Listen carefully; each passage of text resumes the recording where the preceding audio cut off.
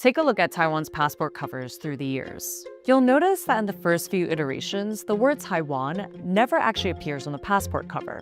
In fact, the word Taiwan doesn't even appear until 2003. And that's because, well, Taiwan didn't always identify itself as Taiwan. It originally identified itself as China, the Republic of China.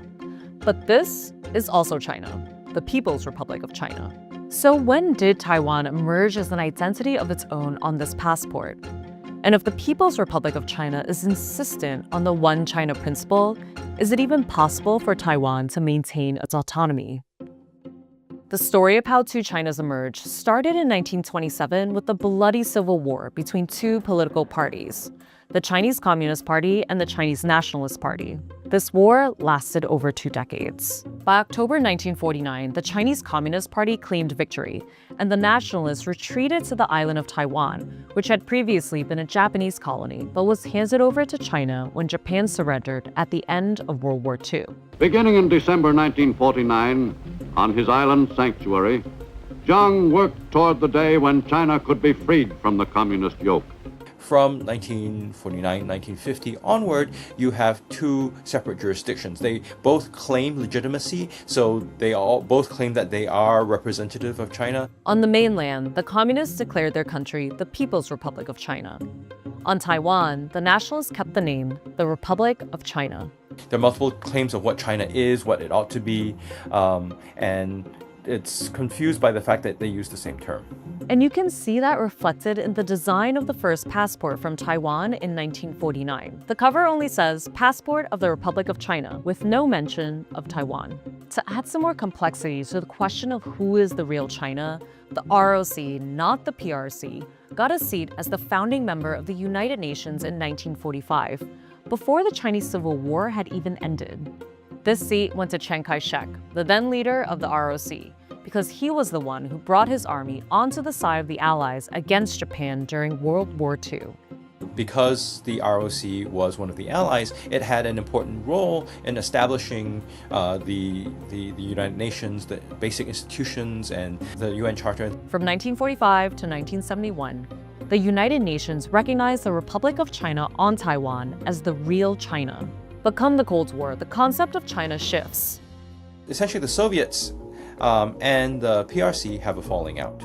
And the US is looking for an opportunity to put the Soviets in a tougher position. So one of the things that they decide to do is to move closer to the PRC. And how the US triangulated itself between the PRC and the ROC became more and more significant.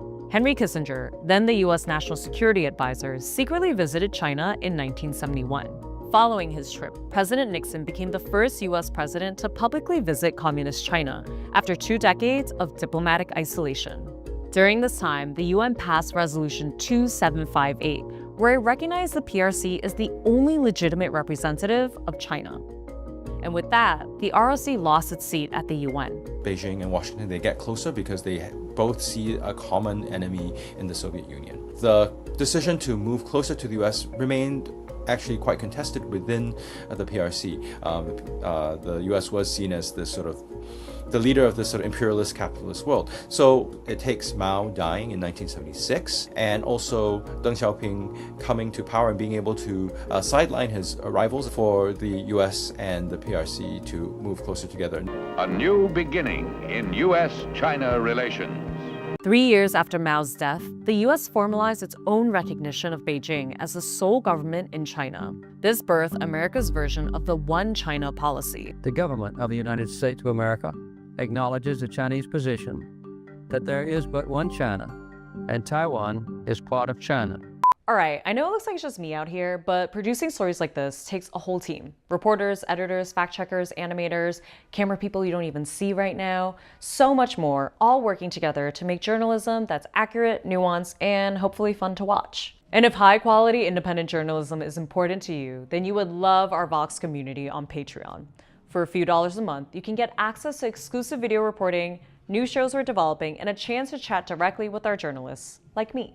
And if you're not able to support financially right now, which is totally understandable, You can follow us on Patreon for free to stay connected and see what we're working on next. And now, let's get back to the video. Come the 80s and 90s, the concept of China evolved again as a new Taiwanese identity began to emerge, especially as our government started to democratize. Taiwan was under martial law for 38 years. And so by the early 1990s, Taiwan had moved from what was effectively a police state to a full-fledged democracy. A pivotal moment took place in 1995. The president of Taiwan, Lee Teng-hui, who had been appointed by his predecessors, so not yet democratically elected, spoke at his alma mater, Cornell University.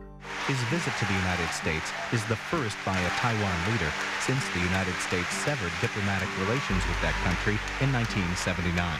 The administration of then U.S. President Bill Clinton initially blocked Lee's visa. At that point in time, the U.S. was trying to still improve its ties with the PRC. It was very wary of a potential upsetting of the relationship. But the Republican-led Senate pushed for his visit to be approved.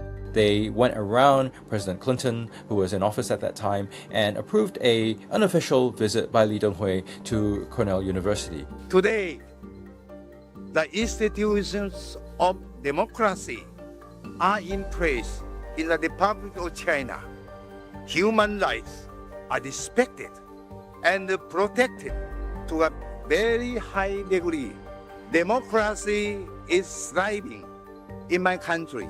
And that visit was seen as important because it raised the visibility of the ROC as Taiwan. So people in Taiwan saw that they had a degree of international recognition, that Lee Teng-hui was well received in the United States. It also marked a shift in the way the leaders of Taiwan viewed their claim on China, as one China, but open to multiple interpretations. We, in the Republic of China on Taiwan, have found that peaceful transformation must take place gradually and with careful planning. Essentially, the Taiwan side, even though they kept the ROC name, accepted that their jurisdiction is limited to Taiwan Island, Penghu, Matsu, Jinmen, and other outlying islands. They essentially accept, the PRC as being the government on the mainland. But Beijing saw Lee's visit as a violation of their One China principle, the one in which reunification was the goal, and Taiwan was part of the People's Republic of China. The PRC became very uncomfortable with Lee Teng-hui's increasingly pro-Taiwan independence rhetoric. He followed Taiwan public opinion, which generally was not supportive of eventual unification with the PRC. The PRC clearly didn't like that very much, and so what they decided to do was to launch a series of missile exercises in 95 and 96. Now, some of that was to show opposition, but a lot of it was also to scare Taiwanese voters from supporting Lee Teng-hui. But the missile exercises had the opposite effect. The specter of China launching missiles near Taiwan's major ports led to a sort of rally around the flag effect, where Lee Teng-hui became more popular than he was before. And in 1996, of course, there was the first direct presidential election. Lee Teng-hui ran in and won that election. From there, Taiwan's position veered further from the one China that the PRC envisioned. By 2000, the people of Taiwan elected Chen Shui-bian, their first president from the Democratic Progressive Party, a new party whose charter included aspirations for independence. It's not necessarily a declaration of independence, but it was there because of the sort of coalition that they had to build.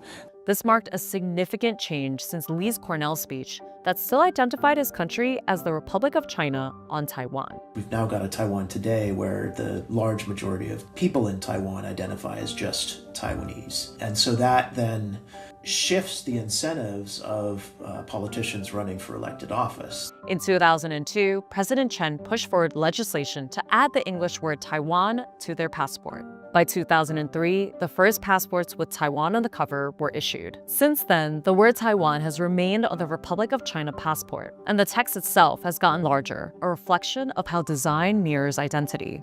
And there's a pragmatic reason for this as well. It clarified that this was not the People's Republic of China. And as a practical matter, the Taiwan ROC passport today is actually relatively powerful. But as the word Taiwan became more prominent alongside Taiwanese identity, so has Beijing's calls for nationalism and its One China reunification goals. What happens is the PRC becomes the world's second largest economy.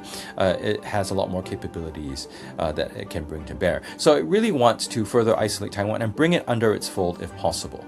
And so it starts trying to be more insistent on its One China principle. So many other countries which could safely ignore Chinese objections 25 or 30 years ago are now in a much more vulnerable position. The PRC has much more leverage economically over a lot of countries. As recently as May 2026, China removed tariffs on all African nations except for one, Eswatini, a country that still has diplomatic ties with Taiwan. As for the US, one of the largest trading partners of the PRC, President Xi stressed to President Trump that the Taiwan question is the most important issue in China-US relations. Talk to me about that moment when that was discussed. Well, they certainly feel that way, and they always raise that issue, and we understand they raise that issue. From our perspective, any forced change in the status quo and the situation that's there now would be bad for both countries. They do see value in the continued self-governance of Taiwan, although they are reluctant to do anything about Taiwan independence because they know that that's provocative. Though Taiwan does have its own economic bargaining chip, it's home to the company TSMC, which manufactured over 90% of the world's semiconductor chips in 2024. So Taiwan, in other words, is economically just as important to the United States as the economic relationship with the PRC. Despite the US's reluctance to recognize Taiwan as its own country, it still hedges defensively against Beijing in the Asia-Pacific region. And the US remains Taiwan's biggest weapons dealer, supplying more than 70% of its conventional arms imports. But the people caught in the middle of this geopolitical crossfire are the residents of Taiwan itself, especially those who were born and raised there and have no connection to the revolutionary past of the Chinese Civil War. They felt that their futures were just given away without their consent. Now, the PRC is not a democracy. There's no signs that it's going to become a democracy anytime soon. The idea of an independent Taiwan is still anathema to the CCP in Beijing and is probably a cause for war. The majority of people in Taiwan just want the status quo. They are willing to live with this sort of very vague international status that they have because they essentially don't want war, even though they also don't want PRC or CCP control over them. Now, this gets us back to the question of what is China? Should it be some political entity or can it be something that's more vague? Today, as these claims about unity and control become more important, that vagueness becomes more challenging. So as the People's Republic of China becomes more powerful, how it enforces its version of the One China principle and where the US chooses to stand will have major impacts on global alliances, especially for Taiwan.